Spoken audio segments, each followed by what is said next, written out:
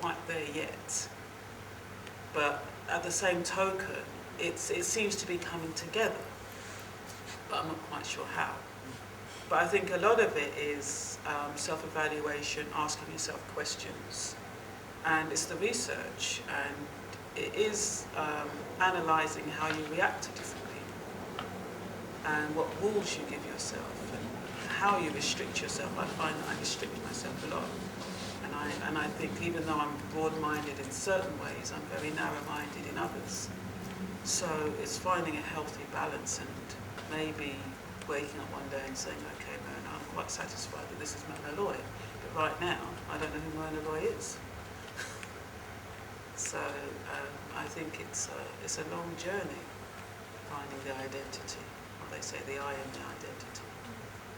The whole thing about identity though is very fluid though, isn't it? Because you start off as a child with all the influences from your parents, like you said, and you carry that with you through life, but then when you're an adult, you're out on your own, you've got to make your own decisions, and then with children, that changes everything as well. And then as your parents age or die, you've then got this other phase as well. So it's not just about where you come from and what your history is and your family history. It's all about the things that happen to you through life as well, isn't it? It is, but I think when you say that you grow up into an adult, and therefore technically you become your own person when you become an adult. But I mean, I think my mother's influence is still very strong. I'm not quite sure why, but it's still very strong and it still dictates what I do a lot of the time. So, and I don't like the fact that I rebel for the sake of rebelling, because that's what I do.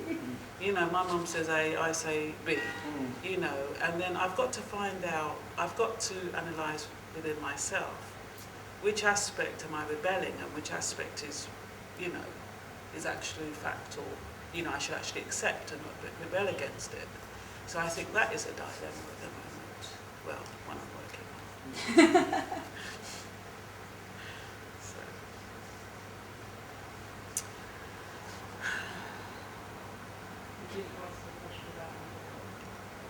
Oh yes, I am working on another book. I'm not quite sure what it's called yet. Maybe the other side of my identity. Yeah, you never know. Are you going to follow this up or not?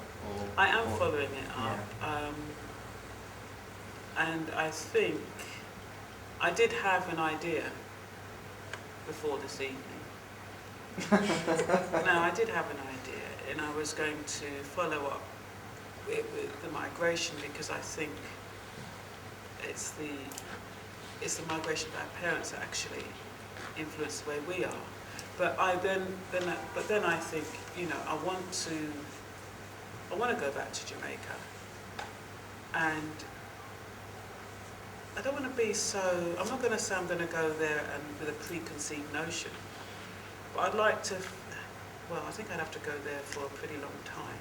But I would like that opportunity to go back for a few months and see exactly how I feel about the people, and see if I can actually, because somebody said to me, if you'd stayed there long enough, you'd actually find that, you know, they actually are willing to show you things and help you, and, you know, it's a behaviour, but it doesn't mean anything. So whereas I take it as, you know, God, he's speaking to me in that way, oh my God, she's laughing. It's not supposed to be taken as seriously as I took it. So I'd like to be able to gloss over that and look deeper into, you know, the kernel of what's happening. So I think I'm not quite sure what the next book will be about, but I'm definitely going to follow up with a second book. Have you done any research or spoken to other people to see how they feel about that sort of topic?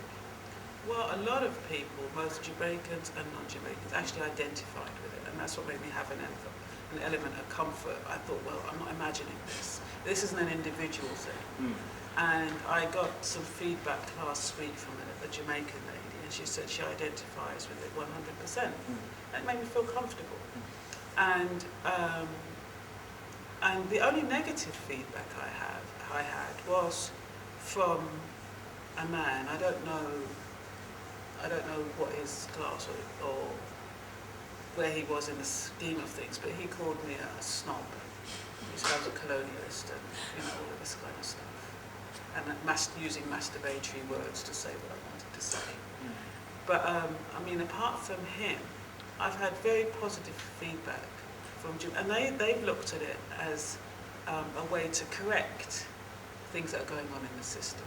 They've actually said, well, we'll look into this aspect because it happens, it's real. And even when I went back the second time, 10 years later, it didn't make a difference. I'm still, yes, I might have blown it out of proportion, but the fact of the matter is, why should I have to be kept waiting for something to eat? No, seriously. If you're paying for a service, why should you have to compromise just because you're in a different country? I still think service, no matter where you go, should be service. So I don't see why, if they're going to tell me I'm going to get my breakfast at 8, I'm still sitting at 9 twiddling my thumbs because I've got things to do. So I don't know if that part of me will change. If I go back, or if I stay there longer, if I stay there for 6 months. What might happen is that I might see some different types of Jamaicans that might balance it.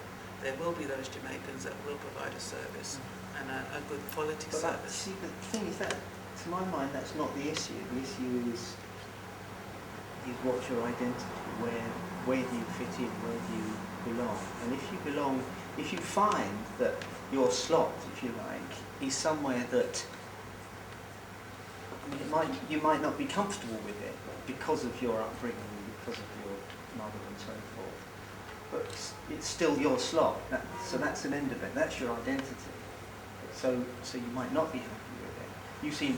You've come away and you said, well, no, I'm not that because I don't like this, and this. But it may be that you are, and well, sorry, tough. That's it. Yeah. So it's.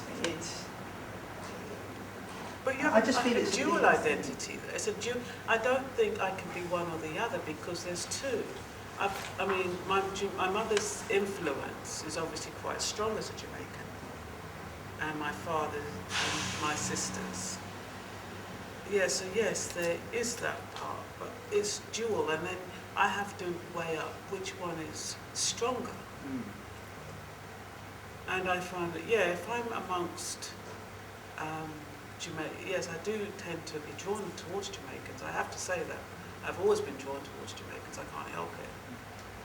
And sometimes I try to resist it, but I can't. So there obviously is an element in me that's very strong Jamaican, and I don't know. I think I'm just. It's a dual identity because I think both carry a strong weight. Because if my mother had raised me when I was very young, I think I would have been more drawn towards the Jamaican aspect of the identity. But I don't know. I think you're probably right in a sense because I cook all West Indian food, and my mother doesn't quite understand that. But I still think the British is stronger because I think the British is stronger when I go abroad. When I'm if I'm in this environment, I feel safe amongst Jamaicans. Put me in the middle of Jamaica, it's a totally different experience. So I find the Jamaicans in England are totally different from the Jamaicans in Jamaica. So I don't have that same rapport, I don't have that same feeling of, Yeah, one thing that comes out in the book is your attitude to money and their attitude to money. You said this evening, they would try and rip you off, sort of thing, at every opportunity. And at times, from my point of view, when I read the book, you sort of come over a bit as a rich bitch. Sort of. Really? Like the money's the thing that's separating you from them. And I just wonder, if you went over there with no money at all, and you had to sort of dig in, how you would dig in there. I'd probably dig in very well. But, I guess you've got a point because, like I said, I was paying for a service and I expected to be treated in a certain way. But I guess if I was slumming it and I didn't have any money, my attitude probably would have been totally different. Because then number one, I wouldn't have been in a hotel. I'd be staying with relatives. Number one, I would have probably been grateful for every little show of whatever I received. So it probably would have been a totally different kettle of fish. But that wouldn't be me though. Because it wouldn't be me to go over. I don't think I could imagine going over there. It's like people who go camping, you know, the rough life. I couldn't do that.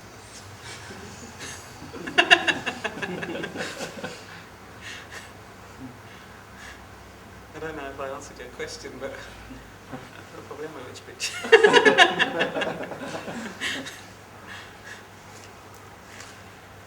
Oh dear. Yes, I mean, did you actually make very many friends when you went? Did you find, would you say you made some new friends, that people you perhaps write to now or communicate with still? I didn't make any friends actually. What happened was we went with a group of people the second time. The first time I went, I was on my own. I definitely didn't make any friends then. And the second time, because I was in a group, Yeah, I stuck with the really made group. friends there. Yeah. But the guy that showed us the private beach, the thing is, it's different being a woman. The only people I seem to come in contact with is men, right? When you know, because they're the ones that show you around. They're the ones that are offering the service. And it's very difficult being a woman in Jamaica because the Jamaican men, if you wanted to take their number, or if you wanted to pursue, you know, a writing relationship, they wouldn't see it that way. They'd see it as more than that. So it's very difficult. It's not like if you go to Germany or America, you can actually have pen pals, and I do. I have, like that American guy. I've never seen him, and I've been writing to him for years. It's totally different. I just find the mechanics are different in Jamaica. You can't form friendships in that way with Jamaican men as a woman, because if they're not looking for a passport to come over here, they're looking for a relationship, or even if it's a short-term relationship. That's what they want. They're not interested in pen paling. They're not. And there was one bloke, I mean, he was only 19, bless his little heart. And he said, you know, I want a pen pal, you know, and, you know, wrote a couple of emails and that's it. You know, they're not interested.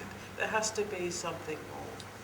And I find that's a part of the culture that has, you know, because they're hustlers and because they're trying to survive and because they want to make a living, they have to get something out of it. So, no disrespect to them, but it's just the way it is, I found. So, no, I didn't make any friends. And then Hope Brooks, who's the dean of the Edna Manley College. Now, we had a nice rapport with her and spoke to her and she knew me and stuff. But then I wrote since I came back and you don't get no response. I don't think it's a kind of culture that writes a lot. I think it's a very a verbal culture. And so it's very difficult to establish that kind of relationship, continuing relationship. Mind you, if I had turned up on the doorstep in Jamaica, I'd probably get a good welcome. But it'd be a gamble because you haven't been able to maintain the momentum of friendships, so it makes it a bit difficult. But I do know people in Jamaica. I mean, I know an actual guy in Jamaica who was in the Artists Alliance. And I find artists are different. Now you can establish friendships with artist males because there's a totally different mindset. But the regular guy on the beach or the street, I think it's true. Because you know, on reflection, I know artists. When I say artists, they don't have to be visuals, but the writers and they have a totally different mindset, a bit more, you know.